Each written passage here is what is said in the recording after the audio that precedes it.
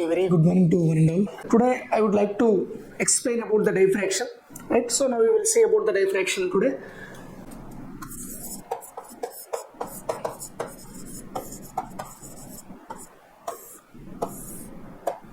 So for this diffraction pattern, and actually we have to take the three things. Okay. Now we will see about the three things. Then after that we will discuss about them.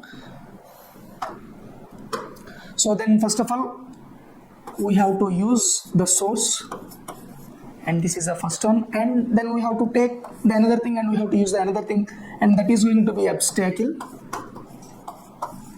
So obstacle or a small aperture. Aperture means a hole. Okay. So then the another thing, third thing is going to be the screen.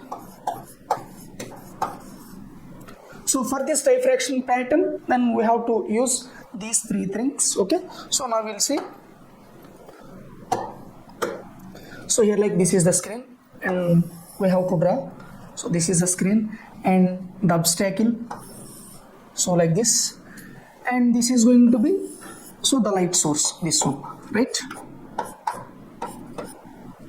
So this is going to be the light source, and this is the obstacle, and this is going to be the screen. So here the working principle of this light source is going to be this emerging out, and this will exhibit the light here. Okay, so like this, and this source will exhibiting the light. So like this we will see, and this is the light rays, and these are the light rays. So now it's exhibiting the light rays like this. So some of the light rays will be falls on the screen directly. So these are the light rays. Okay. And some of the light rays will be falls on the obstacle like this.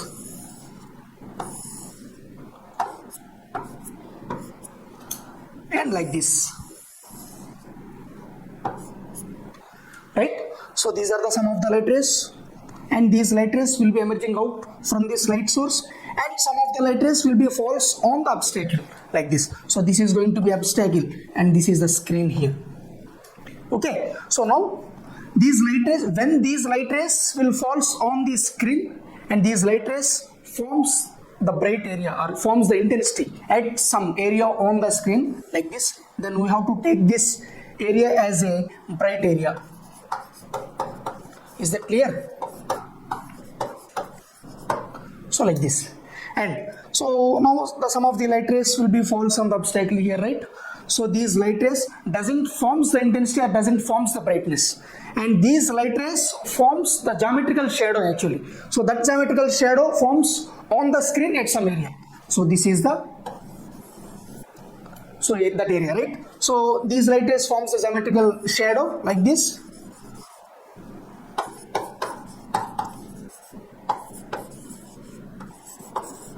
At some area on the screen, and we have to take it as a dark area. Okay.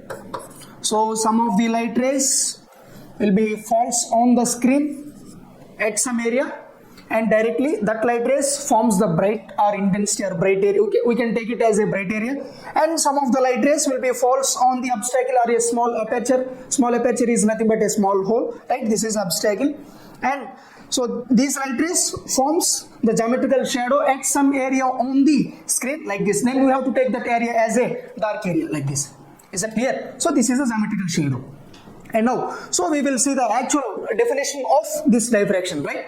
So here, when the light falls on the obstacle, so these are the light rays. Okay. So when the light rays falls on the obstacle or a small aperture means a small hole, already I told you, right? So then that light bends around the corners of the obstacle. So this is the obstacle, and this one having two corner points, this one. Then if you take this light ray, so this light ray, when this light ray falls or incident on the obstacle like this at here, right? So when that light ray incident on the obstacle, so or a small aperture, that light bends round the corner of the obstacle here. Okay. So then the light rays enters into the geometrical shadow like this, right? So that light ray enters into the geometrical shadow like this. So this is the light ray. Is that clear? So this bending light phenomena is known as the diffraction process, right? So this one. Then we have to take it as a bright area also. So from this point to this point, we have to take it as the bright area. Is that clear? So once I am telling you, here we are using the light source and we are finding the diffraction phenomena or diffraction process here, and we are determining that one. So we have to use the three things: the source, obstacle and the screen here. And then so here the light source will exhibiting the light rays here, then some of the light rays of the light source will be falls on the screen directly like this, and some we have placed the obstacle here in between the source and the screen. So some of the light rays incident on the obstacle or falls on the obstacle, so that obstacle will doesn't so allows the light rays through itself. So that's why the light rays doesn't falls on the screen here. So then that light rays forms the geometrical shadow at some area on the screen, this one like this. So we have to take that as a dark area. Is that clear? So now, so some of the light rays are done. If you take one light ray, for example this one, so this light ray emerging out from the source and falls on the screen, and again so this light ray incident on the obstacle at corner of the obstacle here, right? So that light ray enters into the geometrical shadow like this. So this is the bending process of the light. So this bending process or this bending phenomena of the light is going to be the diffraction. Is that clear? So this is the definition of the diffraction. And now we will see. So here this diffraction can be classified into two categories or two types. So now we will see. So here the types of diffraction.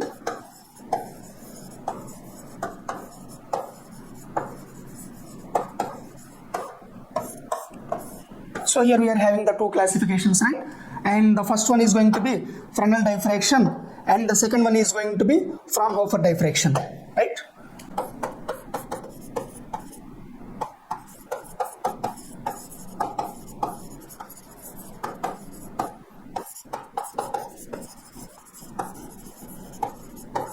So these are the two classifications actually. Right?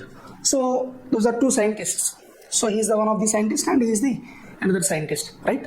And they said about the light, or they said about the diffraction pattern or the diffraction process. So now we will see what they said about the diffraction process or the diffraction pattern, right? So what he said, this means Fresnel.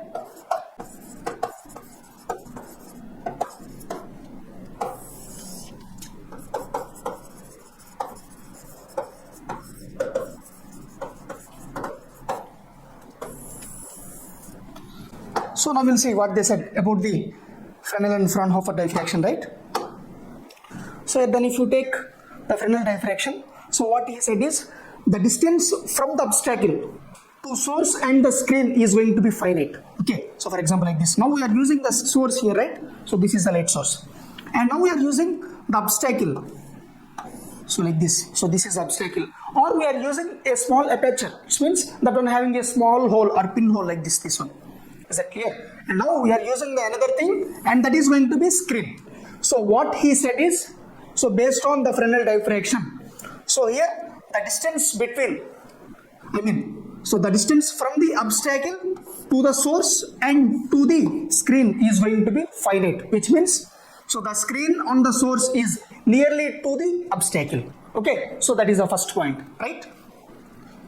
And Fraunhofer diffraction, then what he said is, so here the distance from the obstacle to the source and to the screen is infinite, like we will see. So here we are using the source here, and we are using so the small aperture or the obstacle like this, and the screen so here like this.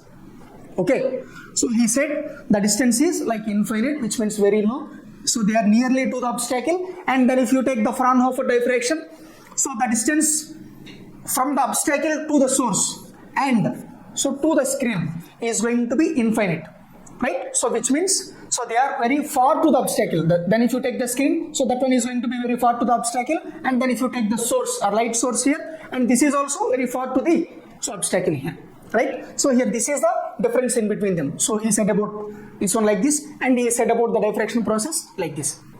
Is that clear? So that is the first point. And now, so then if you take the second one, so based on the Fresnel diffraction, no need to use the lenses here. So no lenses are used. Then why? Because, so you will see no lenses are used, okay. So then why? Because the distance is very small or the distance is very low. Then why? Because they are placed at infinite distance. So that's why no need to use the lenses. So actually why we have to use the lenses here means, then what is the working principle of the lens means, then it will clarifies. Okay, so actually that is the working principle of the lens here.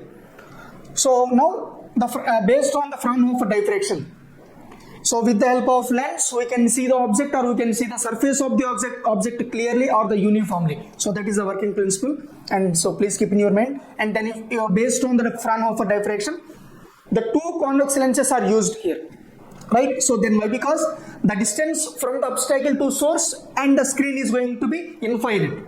So which means they are having a large amount of distance is present there. So that's why we need to use two convex lenses, and one convex lens we have to place in between the source and the obstacle, and another convex lens we have to place in between the obstacle and the screen, like this. So here the two convex lenses are used.